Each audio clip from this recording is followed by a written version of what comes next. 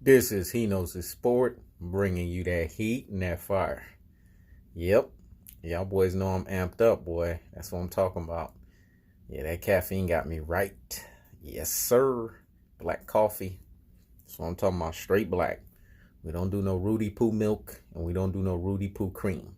We just straight black because of the antioxidant benefits.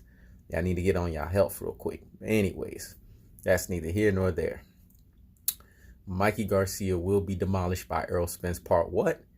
54. Whew. Coming for y'all Rudy Poo and y'all plum brain Mikey Garcia fanboys. First and foremost, come on. Mikey Garcia has welterweight division power. The man hasn't even fought in the welterweight division. I'm going to say that again. The man hasn't even fought in the welterweight division. So how he got welterweight division power?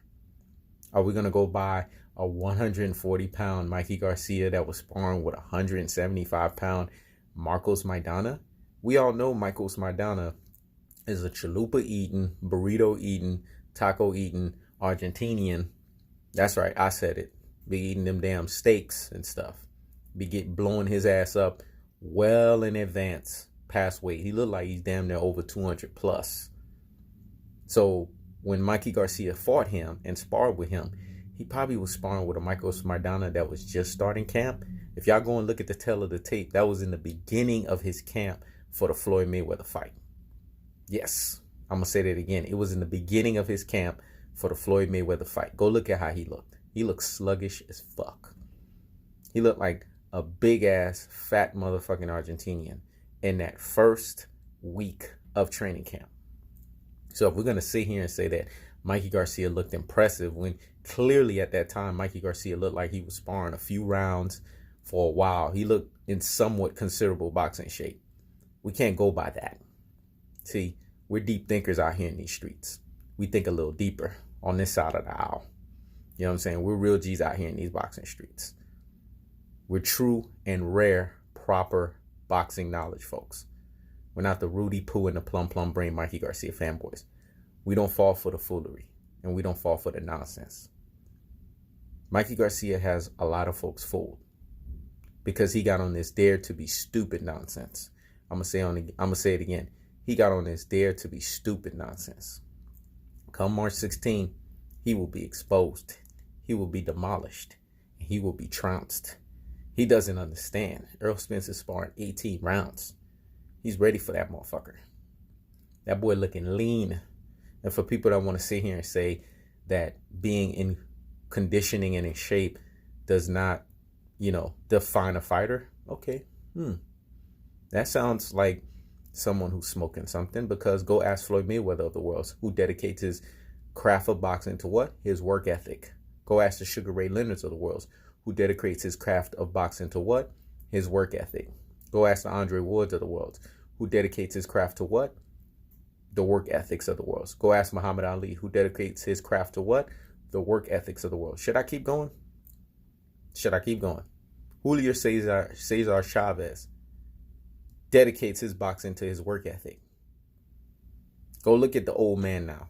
He could still run his ass on the treadmill, and he could beat a lot of these young cats on a freaking treadmill. So we're going to sit here and act like work ethic and conditioning does not tell us the tale of the tape. Yes, Mikey Garcia looks like he's been eating too much Mexican food.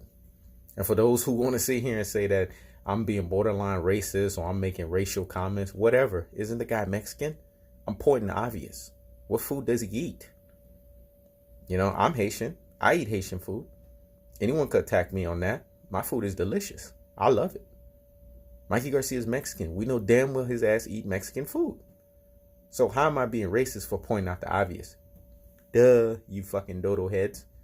The man loves his chalupas. He loves his tacos. He loves his burritos. He loves his tequilas, and he loves his margaritas.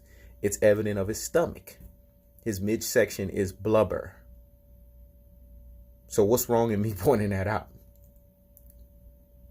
He's a come forward fighter, awkward footwork, loves to sit there in the pocket and try to counter you all damn day.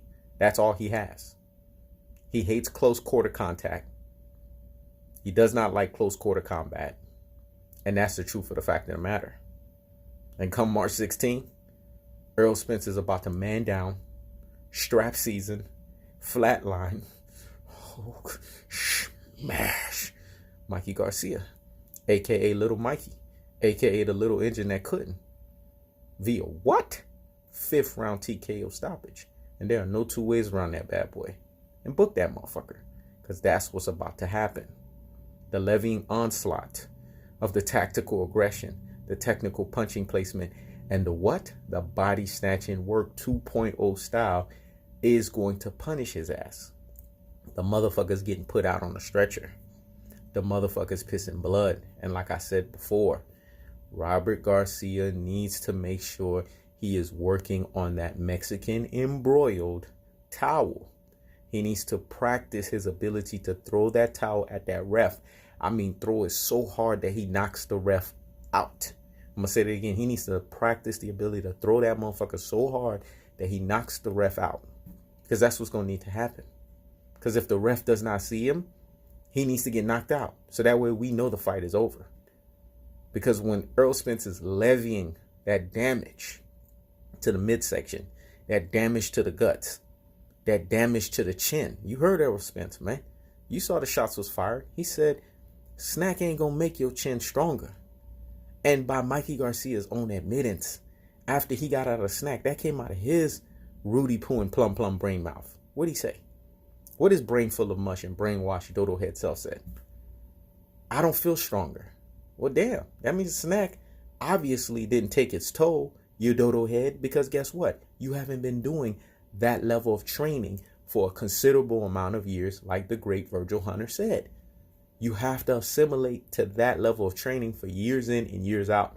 If Mikey Garcia was doing that kind of training and he came into his fight looking chiseled and looking right, I would call this fight a lot closer because he would have the conditioning to be able to go into the championship rounds.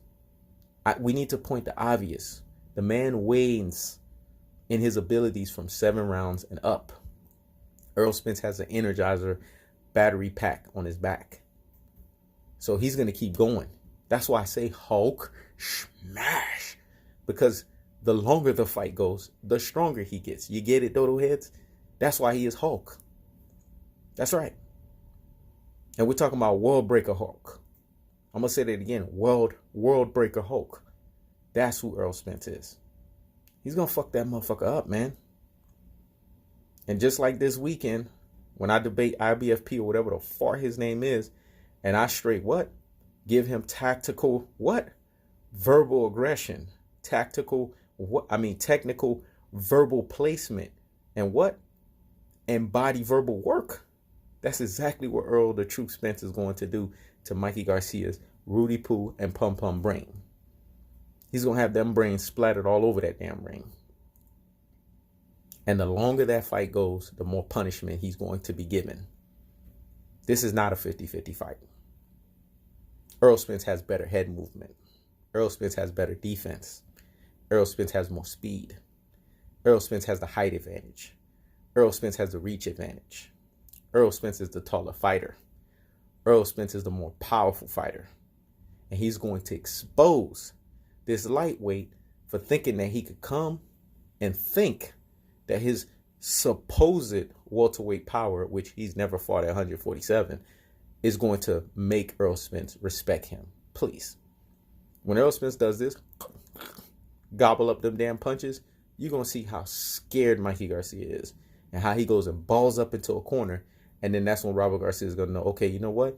Let's save his career. Let's throw that motherfucking towel in because we don't want to see his ass get hurt. I want that to happen so that way it can make him look like the true dud that he really is in this fight. This is He Knows His Sport. Checking out.